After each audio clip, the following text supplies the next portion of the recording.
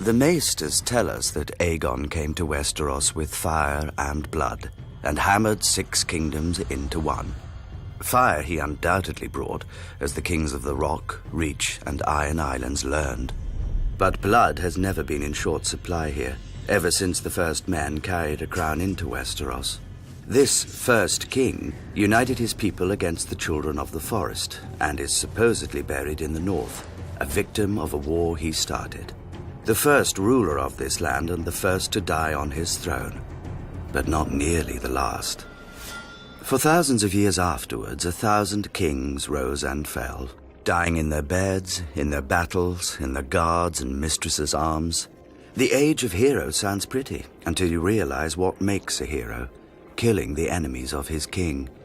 And to a king, there is no greater enemy than other kings.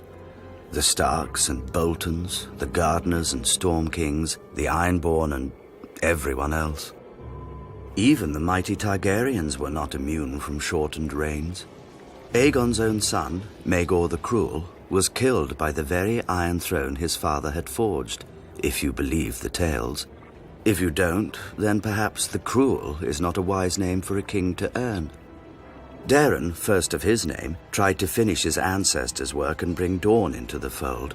For his efforts, he lost 60,000 men and his own life of 18 years.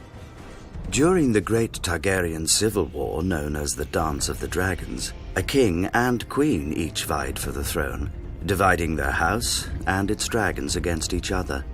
Eventually, the queen was fed to her rival's dragon while her son watched, and the victorious king soon died of his own wounds.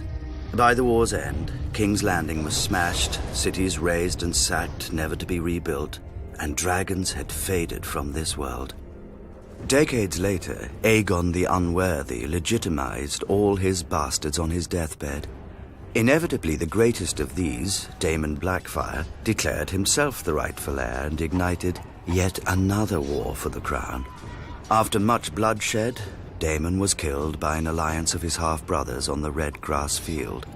All the same, his descendants continued to threaten the Targaryens until half a century later, when Barristan the Bold slew Maelys the Monstrous on the Stepstones, extinguishing Daemon's line.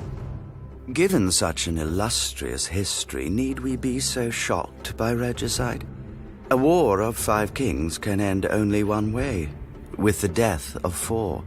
Yet even in times of peace, a wise ruler knows that when men bend the knee to a king, too often they rise holding daggers.